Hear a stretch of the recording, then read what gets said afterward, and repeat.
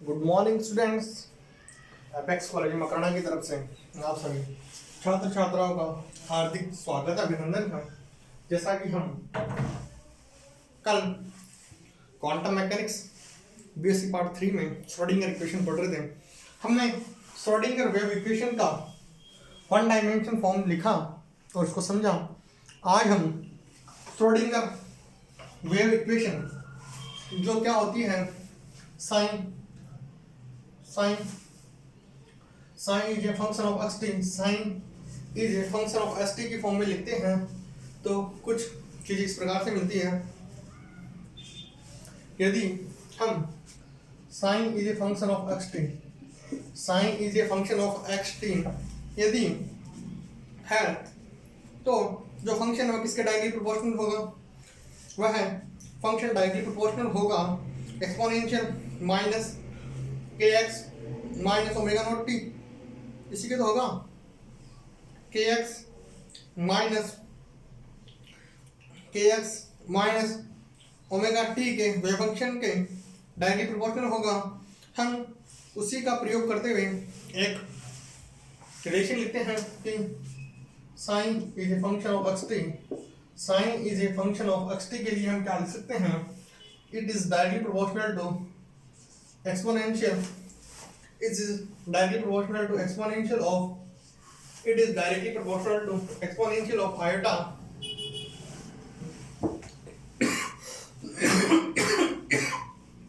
sorry, तथा यदि हम दोनों को अलग अलग रूप में लिखना चाहिए तो किस प्रकार लिखेंगे, हम लिखेंगे iota H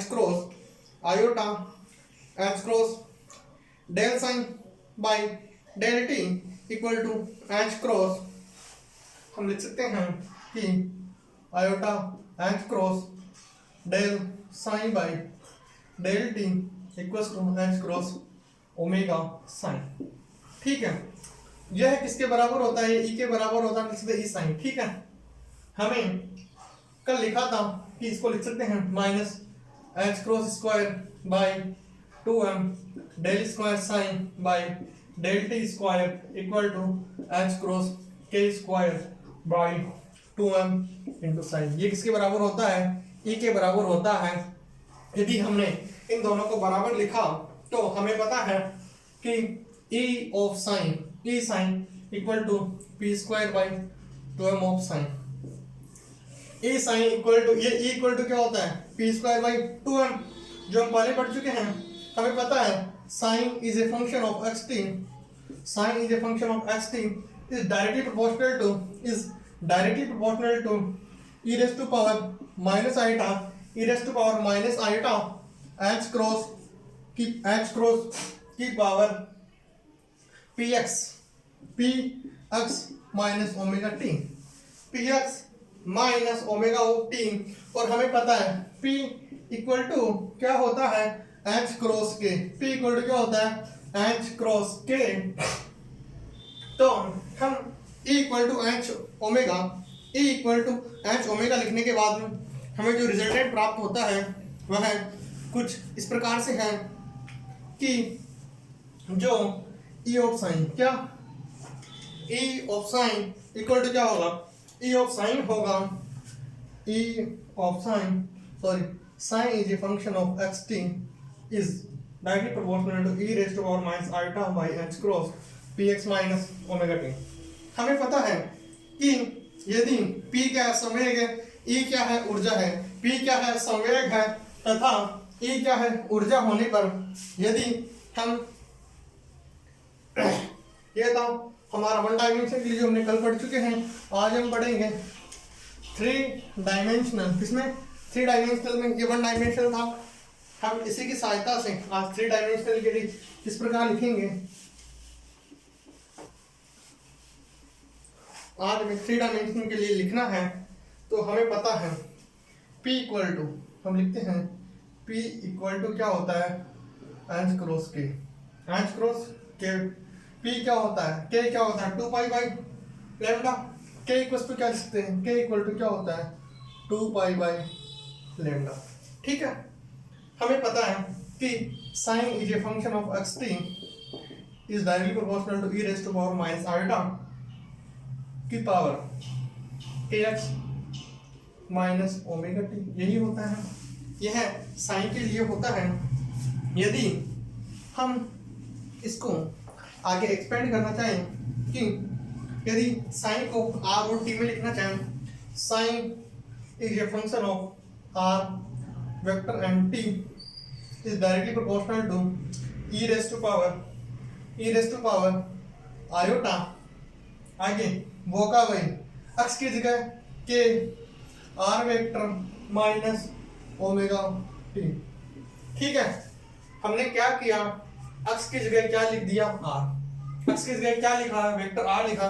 E equal to क्या होता है, हम इधर लिख देते हैं, E इक्वल टू होता है पी स्क्वायर बाई 2m। ये कई बार बता चुका हूँ कैसे आया है, half m v square equal to e होता है, ऊपर नीचे हम से मल्टीप्लाई करेंगे तो इक्वल टू आ जाएगा P square by 2m and p equal to हम लिख सकते हैं E equal to P vector square by 2m।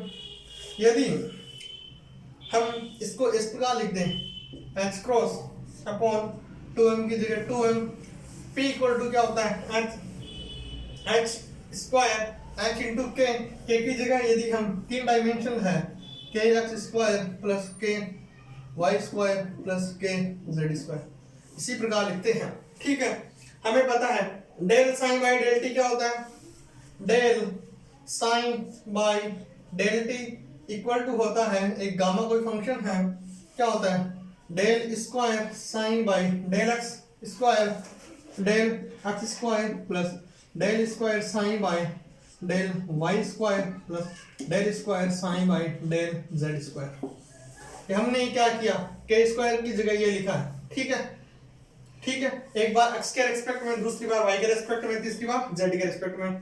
हम इसको यदि इस पूरी चीज को आयोटा, जो हमें पता है गामा इक्वल टू क्या होता है iota H by 2m, gamma equal to क्या होता है iota H cross by 2m। Gamma equal to क्या होता है, ये गामा है, सॉरी वाई नहीं गामा है, गामा इक्वल टू क्या होता है iota H cross by 2m। यदि हम दोनों साइड में मल्टीप्लाई कर दें, यदि हम इसकी जगह वैल्यू पुट कर दें तो क्या होगा iota H cross by 2m, जो सिमिलर ब्रैकेट है इसको वापस लिख देते हैं तो हम इसको कहते हैं नेबुला। इसको क्या कहते हैं नेबुला। यदि हम इसको इससे दर्शाएं तो इस प्रकार हो जाएगा इस पूरे को। ठीक है, जहां पर नेबुला क्या है, नेबुला एक 3 डायमेंशनल इक्वेशन में इसके आगे साइन आएगा, क्या आएगा साइन, और ये डेल नेबुला स्क्वायर क्या है, नेबुला स्क्वायर है del square by del X square, इसकी वैल्यू किसकी वैल्यू है del square by del X square plus del square by del Y square plus del square by del Z square.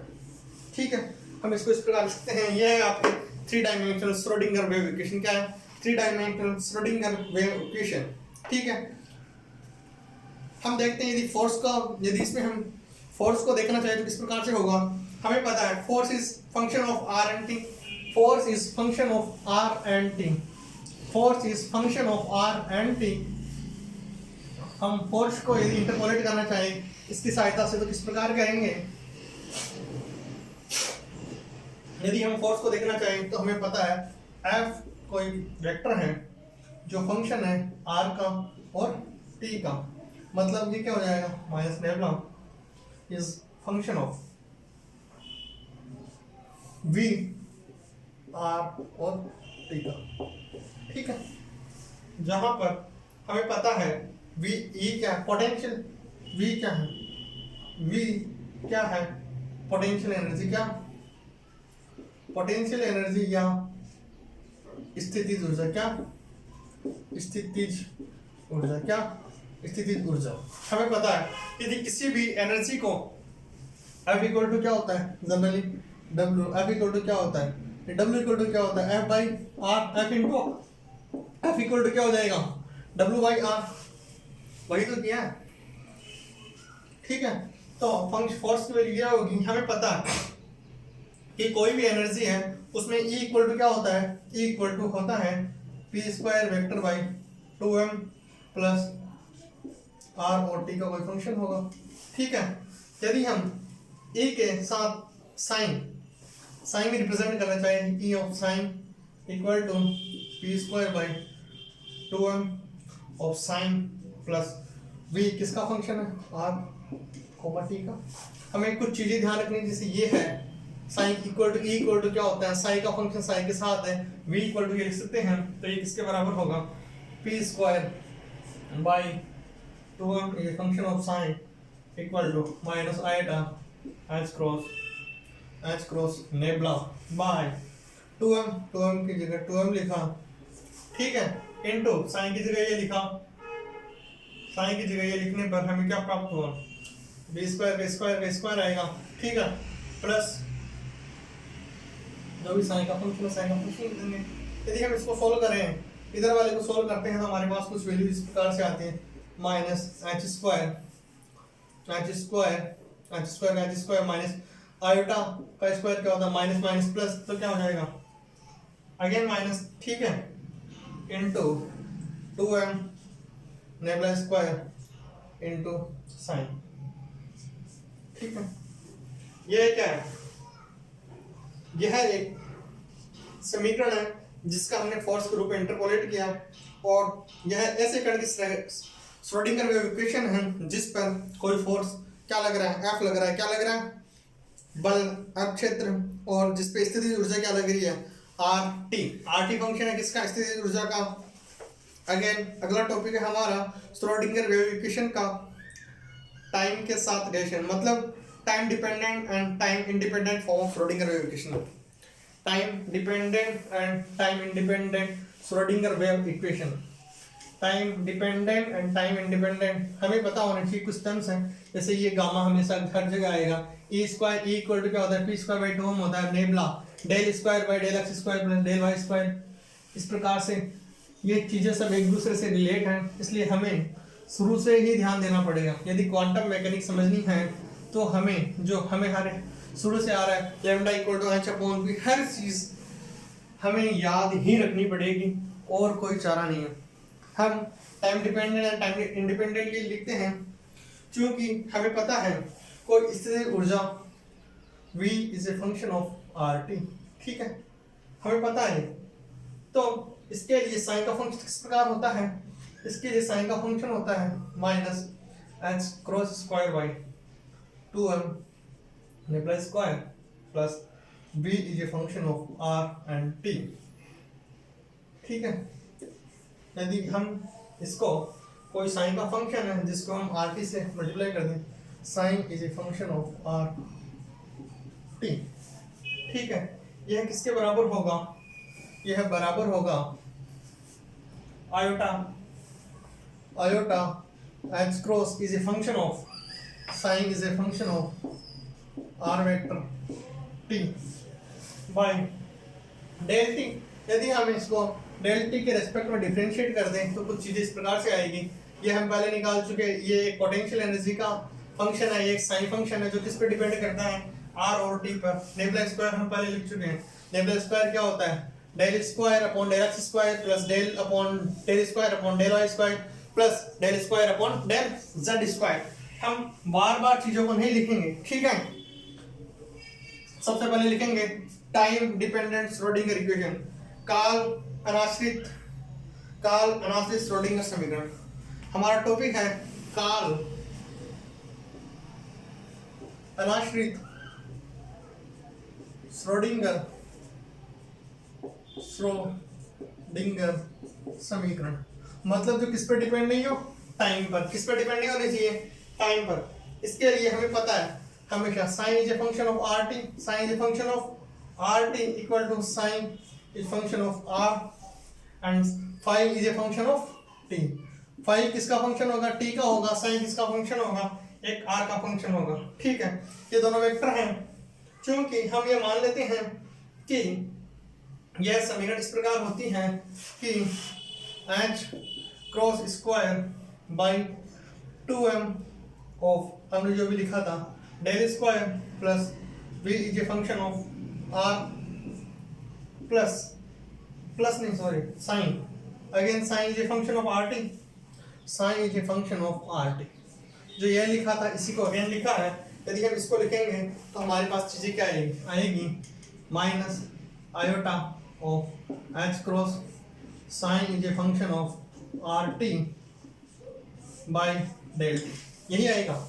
यदि हम इसको solve करते हैं तो हम यदि psi of R and T का भाग दे दें, किसका साइन ऑफ आर एंड, हम इस में साइन ऑफ आर पूरे समीकरण में psi of R function of are, psi is function of R and phi is angle of, phi is function of theta.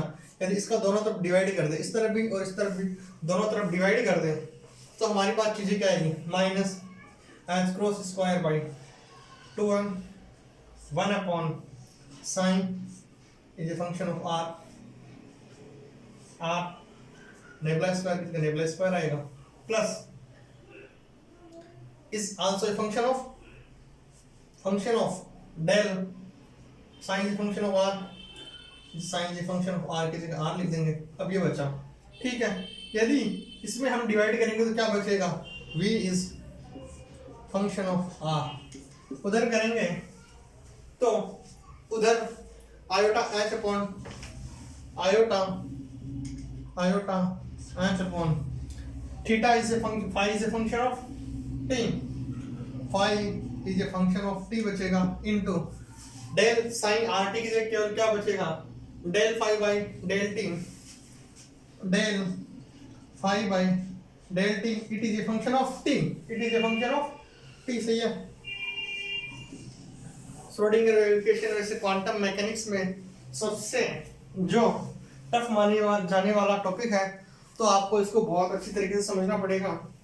यदि हम दोनों तरफ केवल हमें पता है जो ये लेफ्ट हैंड साइड है किस पे डिपेंड कर रहा है आर पे, किस पे डिपेंड कर रहा है आर पे, अर्थात यह है क्या है, यह समय पे डिपेंड नहीं करता, जबकि जो राइट हैंड साइड है, राइट हैंड साइड किस पे डिपेंड कर रहा है टी पर।